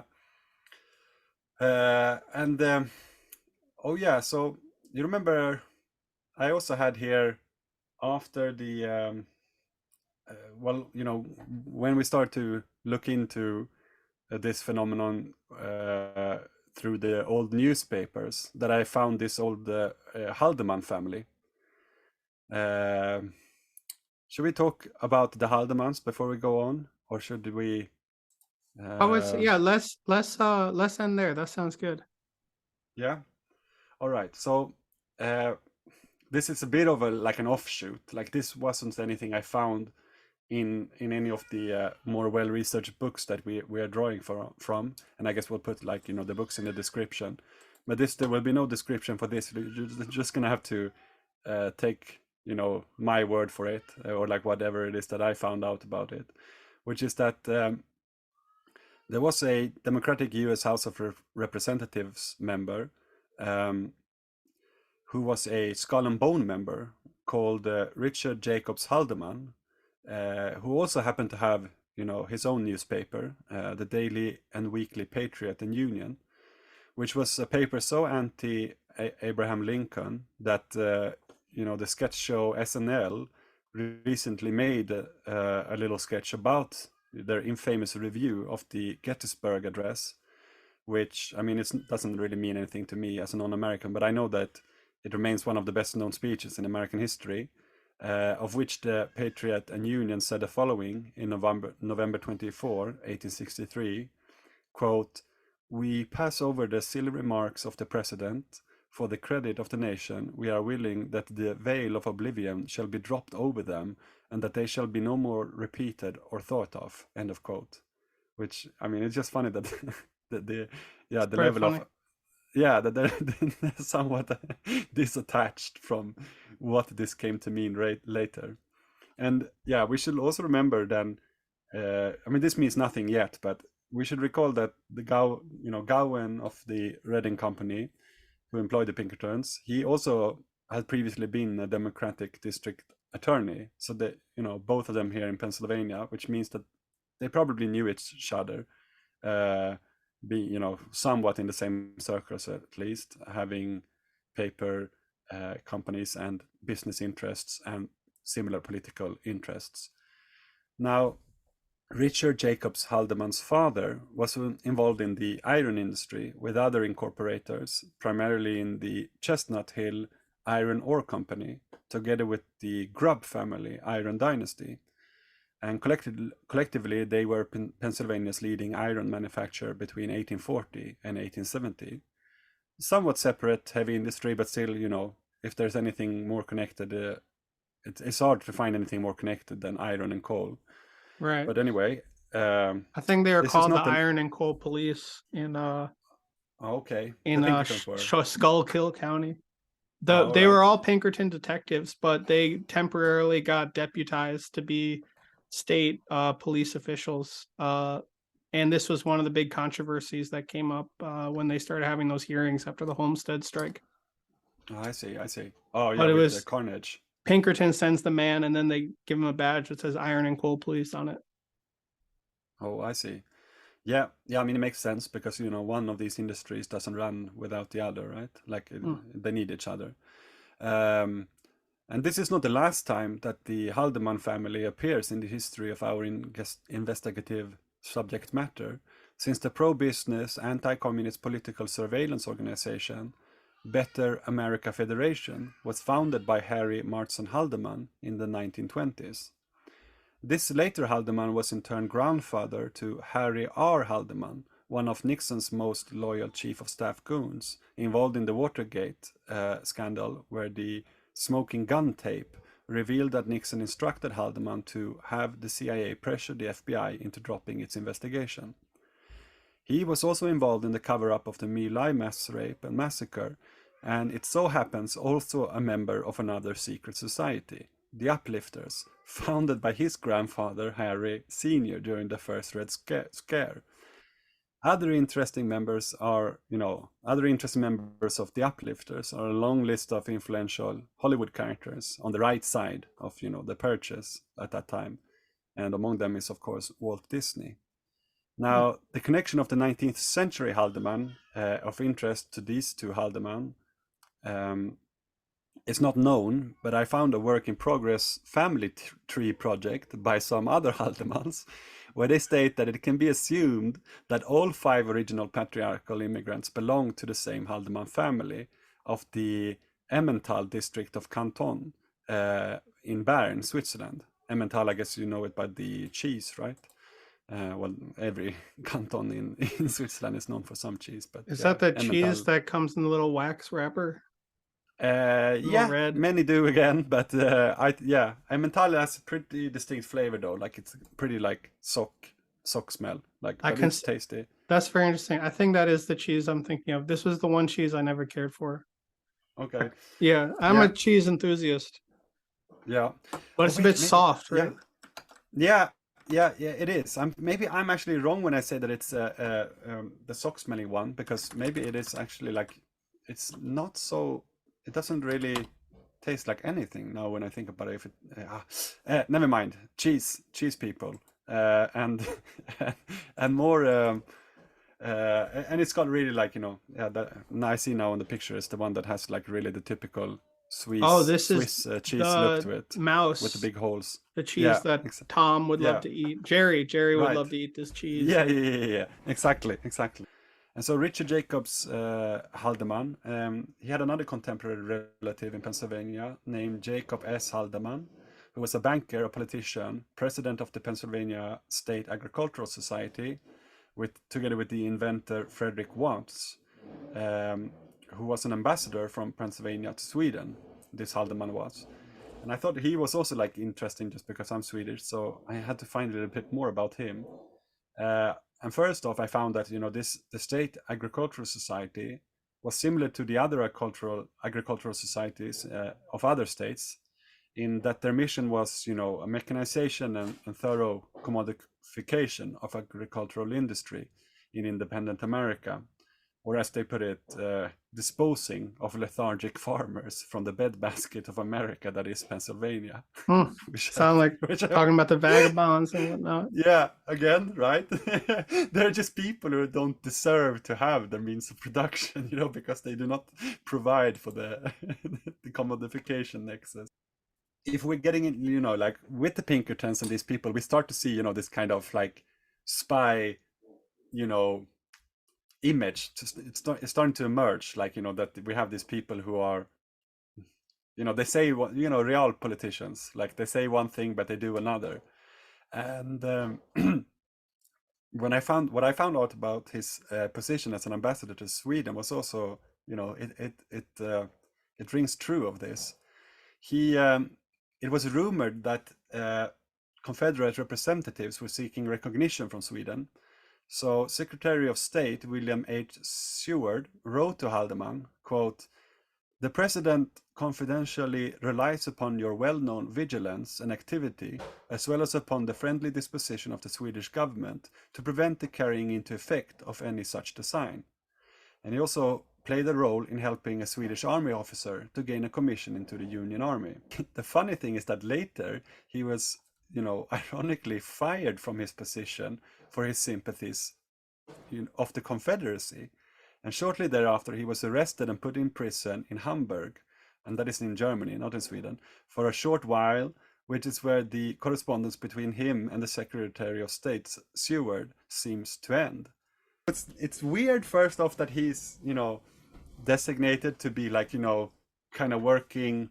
I mean, it doesn't necessarily have to be like intelligence apparatus in terms of a spy, but it's more like, you know, working the upper classes of the Swedish aristocracy, I guess, at the time, to make sure that, you know, who is sympathizing with who, you know, like who are our friends and who are our enemies, basically, in Sweden. And then, you know, it turns out that the man who is supposed to do this kind of sorting out, maybe he was in contact too much with people who were sympathetic to the Confederacy, if indeed it's true, you know, the suspicion of the American presidency that you know, that this was some kind of notion upheld by Swedish aristocrats. I don't know, but I mean, there's a whole world of these European intrigues of the Civil War, espionage. I think Marx wrote a whole book about, or they have a book of Marx's assembled articles about the Civil War, and some of them are about Napoleon III, you know, the 18th Brumaire guy, and his machinations. And in a footnote of one of the essays I found, it said that Allan Pinkerton was put in charge of some Union intelligence duties, and he would consistently overestimate the strength of the enemy until Lincoln. I think Lincoln, it said that they thought at one point that Lincoln said he would steal everything but the stove, the hot stove in your house. And then someone came back with a report, and after he read the report, he said, "Oh, he would steal the stove." Okay. And yeah, so I guess he was, I mean, Allan Pinkerton maybe had some sympathies with the Confederacy. This is something that I think for some reason the Pinkerton company has been so successful in advocating for the idea that Allan Pinkerton was an abolitionist, that it's like wormed its way into a bunch of books and stuff. And it's like I think we mentioned it a little bit in the other OAS info episode, but he was just like a Republican Party opportunist. Like there's no evidence that he was involved in abolitionist activities. And in fact, he got into a big public spat with the pastor of his town because the pastor accused him of dealing in alcohol, even though he was supposed to be a non-drinker. Yeah, I was thinking somewhat along these lines with the other Haldeman, right? Like the Richard Jacobs Haldeman of the Skull and Bones. Like if his newspaper was anti-Lincoln, does that mean that they are with the Confederacy, or do that mean that they are with the Union but on the side against war with the Confederacy? Like, there's so many like factions as well to consider, I guess. Like to find like, you know, which camp do they belong to somehow. Yeah, there was there's a lot of different factions in the northern support, that basically the core, the like main kind of attracting point of the Republican ideology was like, oh, we're going to have whites only settler colonialism. We shouldn't have had this slave system because it's all become very corrupt and it's all very nasty business. So what we need to do is clear the land and just have white people there. And this was kind of like the mainstream of the Republican position. And it's kind of what Lincoln fell into until like the end of the war. And it seems like there's plenty of people who were sort of for the idea of a strong America, but totally sympathetic to the South because they just wanted to have a single union, but they had no problem whatsoever with slavery, and maybe even had a sympathy for the, you know, this kind of pastoral way of life, quote unquote, or something like that. Yeah. And it seems like they wanted as little disruption to like business as usual as possible somehow. Yeah. They knew how like costly it would be with war and like how much it would set back development for, you know, well, nobody knew how long the war would last and things like that. Though war, it tends to be good business as well. So a lot of stakes and a lot of different assumption about, you know, what would happen. Maybe that's for the next episode where we will get back to the Bonaparte family. And we should know, you know, by this time the Swedish aristocracy is, you know, highly embedded with the French. I can't remember at what time exactly it becomes, you know, the current family, the Bernadotte is descendant from one of Napoleon's generals, I think. I'm pretty sure he was a general. And so by this time, you know, French aristocracy and Swedish aristocracy, I wouldn't say it's the same thing, but at least the Swedish one is basically, you know, it tries to be the French one. And there are many connections of families, etc., and military officials, which means intelligence as well, of course. But if we return to like Richard Jacobs Haldeman, then of the Skull and Bones, and we consider, you know, this position within Pennsylvanian politics, heavy industry and media, as well as his family influence, you know, later in history, you know, it might be safe, or we can at least assume that he was somehow involved in the story of the Maguires, and thus in the first US anti-communist false flag. And very fitting, since it is well known that William Huntington Russell, in association with other Yale classmen like Alphonso Taft, you know, the founders of the Brotherhood of Dead, did so with the opium trade and piracy money. So we have like kind of, I don't know, like, you know, it's like there's a nice circular here of realpolitik. I mean, what is realpolitik but piracy somehow, and like opium trade and this kind of, putting up a public image to some and doing something else, you know, behind the scenes. Allan Pinkerton, I guess he was the kind of mercenary, right? He was the first one offering these services, right? But there is a whole network of these capitalists who were hiring him. And it was a bit surprising that one man would be such a focal point of history. But in fact, it's not exactly like that, right? Because there are these networks that, you know, Right. you've got to get permission from other members of the hot bourgeoisie before you come bring in Allan Pinkerton to start blowing things up, you know? That's right.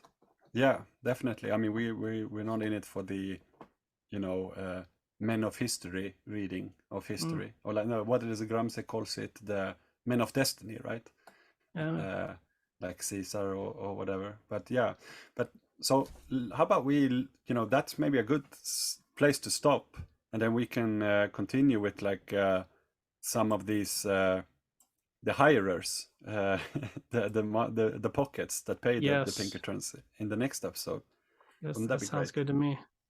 Yeah. And then we can start talking about, you know, it would be a cool place to start where we ended here, and talk maybe a little bit more about, you know, the golden age of piracy, and where the first state-of-the-art slave trade ship turned into pirate ship was found, which was, you know, just around the corner of the Skull and Bones fraternity lodge, as it were.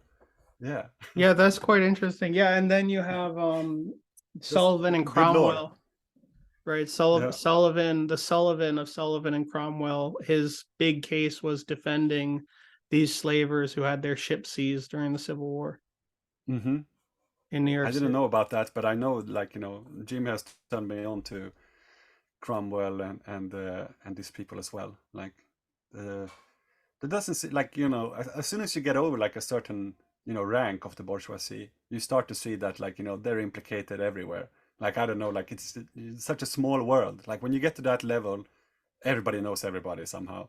You can even read it like in old, you know, like for example, the Dora case, right? Like Freud's probably most famous case report. She was, if not the daughter, but one of the, I mean, she's immediately related to the top politicians of the German Social Democrats who agreed with the war, and sort of, you know, that original split between social democracy and communism. And I Wow. don't know, like, and when I found that out, I was like, well, that's what Dora's thinking about. That's what she's crazy. Like, it's got nothing to do with what Freud is saying. Like, she's like, you know, she has political consciousness, and she's, you know, doesn't seem to get this together somehow. You know, like, what is the adult world doing?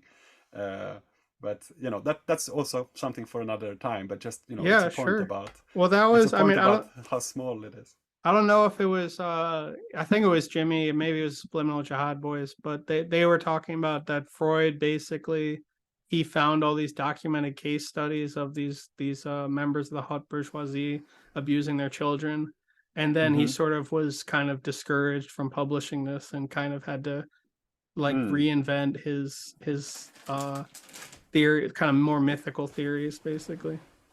I mean, that's certainly what, like, I would say what Jung did. Like, I think Jung could not handle some of the insights that he received, especially because he was more connected to the aristocracy than, you know, his wife was very, very, very high up in the Austrian aristocracy. Whereas Freud, I think, that forms the basis of his hatred of the family, or like the nuclear family. Like, I don't know, like, he is liberal, like, I think politically, but he, on the one thing that he doesn't like about the bourgeoisie is, you know, the concept of the family, which is that's basic stuff. You know, that's the foundation of, like, you know, right-wing Christian identity, basically. And so, yeah, I mean, that there's so much to unload over there, but I think it would be cheap to say that he sold out. I think there's a lot to be gained from. I mean, Jung did. That's why he goes into all his aristocratic mysticism stuff, and his talk about what's it called? He doesn't use the word sublimation. He uses the word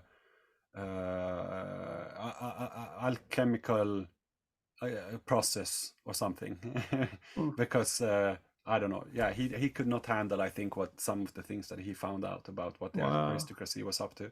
But yeah, but that's, yeah, for sure. That's, I'm not trying to knock Freud. I'm a big Freud respecter. Yeah. No, that's good. Yeah, we should return to that in the future. And okay. Yeah, that's been great today. Yeah, it was good. Yeah, it was really good. It was good talking to you. Yeah, let's get back to this. And I mean, we got 3 hours right now, so we're obviously gonna have to do some editing. But I'm Yeah. gonna send you everything as soon as it processes, and yeah, we'll just talk on Discord and everything. Let's do it. And then, not too long of a future, let's do the second part so that we have this fresh in our mind. So Okay. we can do it Okay, I with think justice. yeah, maybe this next Sunday, maybe in 2 weeks, we'll play it All by ear. right. Okay. Nice one. All right. Yeah, it was good Are you talking going to to you. sleep now, I guess? What time is Yes, it for you? it's midnight, so I'm going to Okay. maybe relax for a bit and then go to sleep. All right. Have a good sleep, my friend. Thank you. You have a good day on the farm or farm shopping or whatever it may be. I'll take my boy for a ride downtown now. Around That's town, wonderful. not Oh, downtown. okay. Yeah. What, a bicycle ride or vehicle? No, I put him in the stroller, and then I will listen to.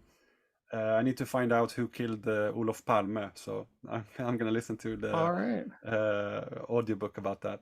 Oh, nice. Mm. Okay, yeah, and also, yeah, if you have any podcast recs you want me to listen to, I'm always jamming on different podcasts. Oh yeah, that Olof Palme stuff is supposed to go on to. I'm preparing for what's it? Ghost Stories for the End of the World. Oh, you're going on Ghost Stories. Nice. Yeah. I like that. So, I like that show. yeah, it's good. I like him too. It's cool. All right. Matt. Yeah. All right. Good stuff. Until next time. Yes. Yeah. Until next time, Makusi. Yeah. All right. All right. Bye-bye. Bye bye. Bye-bye.